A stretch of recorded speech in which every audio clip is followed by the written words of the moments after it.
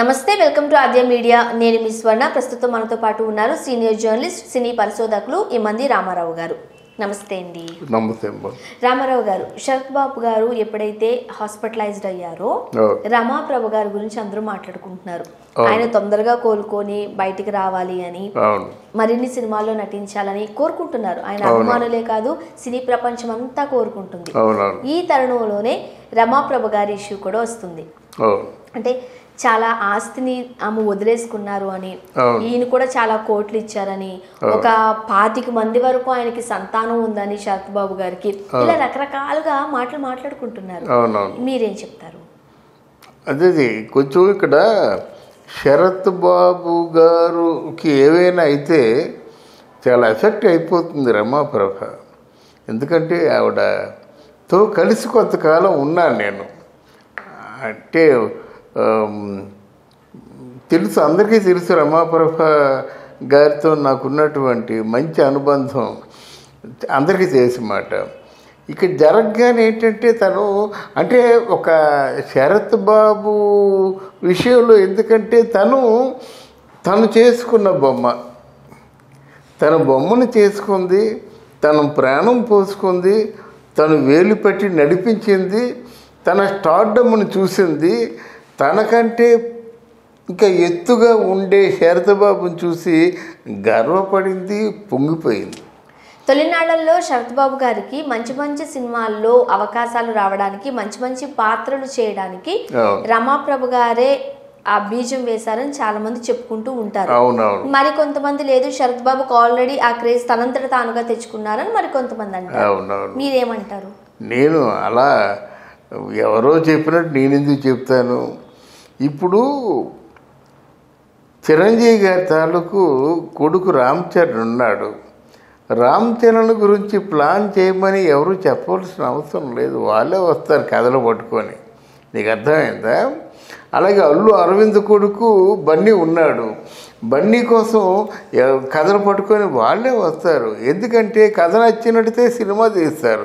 Cinema తీస్తే బన్నీకి chance వస్తుంది, మంచి డైరెక్టర్ అయితే స్టార్ పెర్ఫార్మర్ అవుతాడు. ఇన్ని లింక్స్ ఉంటాయన్నమాట. నీ ముందు ఎవరున్నారు? రమాప్రభ అనే స్టార్ కమెడియన్ ఉంది. అంటే మిగతా వాళ్ళందరికీ సినిమాలు ఉన్నా లేకపోయినా సంవత్సరానికి 28 సినిమాలు యాక్చేసేవారు రాజబాబును రమాప్రభ. అంటే ఏమిటి, యావరేజ్న నెలకి 2 సినిమాలు తప్పని యాక్ట్ చేశారన్నమాట వాడు. అంతే కదా, 28 అంటే 24, 12, 2, 24 అంటే 2 సినిమాల కంటే ఎక్కువ చేశారు. అంటే యావరేజ్న రోజుకి కాదు, నెలకి 2 సినిమాలు పూర్తి అయిపోయాయన్నమాట. వాళ్ళు ఏ విధంగా డేట్స్ ఇచ్చారో, ఏ విధంగా డేట్స్ అంటే అడ్జస్ట్మెంట్ చేసుకుంటూ తీసి పక్కన పెట్టినట్టయితే అంత డిమాండ్లో ఉండేది రమాప్రభ తమ్ముడికి పెళ్లి చేసినప్పుడు ఇంకా నాకు బాగా గుర్తు, మద్రాసులో అన్నమాట. ఇండస్ట్రీ 3 రోజులు పెళ్లి చేసింది. ఇండస్ట్రీ మొత్తం తిరగబడిపోయింది. ఆ శేఖర్ రెడ్డి అనే రమాప్రభ తమ్ముడికి పెళ్లి చేసినప్పుడు ఇండస్ట్రీ అంతా తిరగబడిపోయింది. తర్వాత అక్కడ ఎస్పి బాలసుబ్రహ్మణ్యం గారు కచేరీ, జి ఆనంద్ వీళ్ళందరూ కచేరీ. ఇక్కడ రమాప్రభలో ఉన్నటువంటి గుణం ఒకటి చెప్పాలమ్మా. ఆవిడ చెయ్యి మంచిది. అంటే అక్కడికి వెళ్ళి అడుగు పెడితే ప్రతి ఒక్కరు పైకి వచ్చారు. ఎస్పి బాలసుబ్రహ్మణ్యం ఎంత పైకి వెళ్ళాడు, చక్రవర్తి ఎంత పైకి వెళ్ళాడు, జి ఆనంద్ ఎంత పైకి వెళ్ళాడు, తర్వాత రాజేంద్ర ప్రసాద్. ఇలా చూసుకున్నట్టు ఇండస్ట్రీలో సగం మంది రమాప్రభ గారి ఇంటిలో భోజనం చేసేవాళ్ళే, రమాప్రభ గారి చేత్తో డబ్బులు పుచ్చుకునేవాళ్ళే.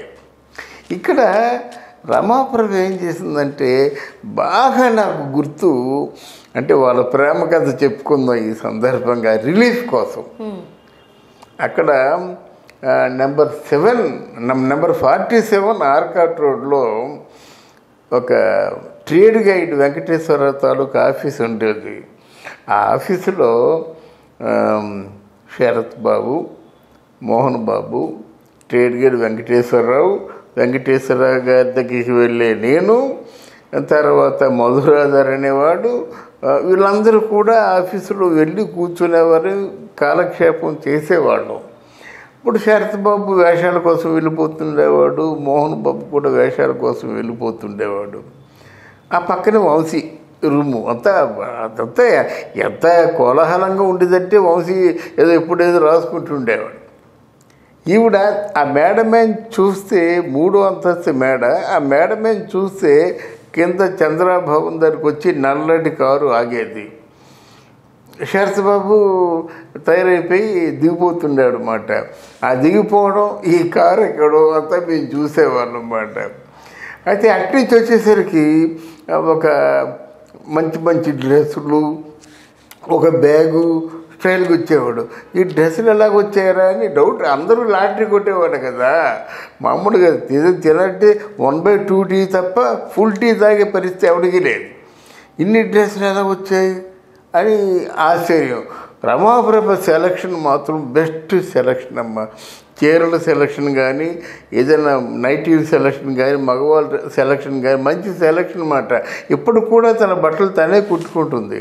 తీరా చూస్తే ఒక రోజుని రమాప్రభ గారికి శరత్ బాబు గారికి పెళ్ళి అయిపోయిందని తెలిసింది. ఓ ఈ కొంప మునిగిపోయింది, మమ్మల్ని అవన్నీ పిలవకుండా పెళ్ళి అయిపోయిందని అనుకునేసరికి మిమ్మల్ని పిలవలేదని ఎవరు పిలవలేదు. అప్పుడు రమాప్రభ అప్పుడు రంగనాథ్ శరత్ బాబు మంచి ఫ్రెండ్, రంగనాథ్తో ఉండేవాడిని. ఒకరోజు మామూలుగా బీచ్కి వెళ్ళి మాట్లాడుకోవడం, అంతా ఆడుకోవడం. నువ్వెందుకు అప్పుడు వచ్చావు మళ్ళీ కనబడలేదని చెప్పేసి మనం ఏదో పనిలో ఉంటాం, కనిపిస్తాం. ఇక్కడ విషయం ఏంటంటే తను ఇష్టపడి తెచ్చుకొని తన మనిషిని చేసుకుంది. సినిమాల్లో ఛాన్సులు ఆవిడిప్పించకపోతే ఎవరిప్పిస్తారమ్మా, అంతే కదా. ఆవిడ చూస్తే రమాప్రభు గారు మెచ్చుకుంటారు కనుక రండి శరత్ బాబు గారు అంటారన్నమాట. బికాజ్ నిన్నటి వరకు శరత్ బాబు మామూలుగా చిన్న వేషాలు వేసుకుంటున్నాడు. ఈరోజు అలా కాదు కదా, రమాప్రభ మొగుడు. రమాప్రభ ఎవరు? Star comedian. అదే తమిళనాడు అయితే మనోరమ, ఆ స్థాయి కమెడీ అనమాట. రమాప్రభుని మన తెలుగు వాళ్ళు పట్టించుకోలేదు, అన్యాయం చేశారు. కానీ 1700 సినిమాల్లో చేసినటువంటి ఒక నటీమణి ఎవరైనా ఉన్నారా చరిత్రలో? మరి దానికి ఎందుకు Guinness book of world records రాలేదో, ఎందుకు పద్మశ్రీ రాలేదో నాకు అర్థం కాలేదు. కానీ ఇదంతా సెల్ఫ్ మేడ్ అని చెప్పడం కోసం చెప్తున్నాను. ఆవిడ పెంచుకుంటూ వచ్చింది, ఆవిడ కుటుంబాన్ని అంతటినీ పెంచింది. అన్నిటినీ పెంచి తన సర్వస్వాన్ని కూడా శరత్ బాబు కోసం ఇచ్చిందన్నమాట. రమాప్రభ కోర్టుకి వెళ్ళి పోట్లాడితే మొత్తం అంతా వచ్చేస్తుంది. ఎందుకంటే ప్రూఫ్లు ఉండాలి కదా, ప్రూఫ్లు ఉండవు కదా. ఇప్పుడులా కాదు కదా, కోర్టుల్లో ప్రూఫ్లు అడుగుతున్నారు. ఎంత పెట్టావనైనా నువ్వు 6 కోట్లు పెట్టావా, ఏ డబ్బుల నుంచి పెట్టావు నువ్వు 6 కోట్ల రూపాయలు వ్యాపారం, నీకేం నడిచింది, రెమ్యూనరేషను నీకేం నడిచింది అడిగితే మొత్తం వచ్చేస్తుంది. కానీ అలా అనుకోలేదు. నేను 14 సంవత్సరాలు ఆయనతో కాపురం చేశాను. 14 సంవత్సరాలు ఉన్నారు ఇద్దరు కలిసి. 14 సంవత్సరాలు కాపురం చేశాను. చాలా మంచి విశేషాలు తెలియజేశారండి. ధన్యవాదాలు. థ్యాంక్ యూ అమ్మా, థ్యాంక్ యూ వెరీ మచ్.